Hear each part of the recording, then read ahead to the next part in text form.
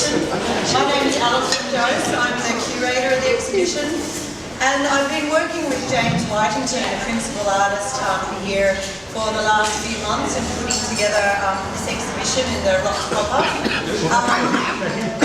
James's work is paintings, monotypes, etchings and sculpture that you see. And it's just been an absolute delight. I've been a curator for many years and I had an absence from it, and I have to say working with James again has just been so enthralling and exciting to be around art and the kind of passion that James brings to all of his works. I think that you'll agree that his works is really very, if I can describe them in one word, they're alive.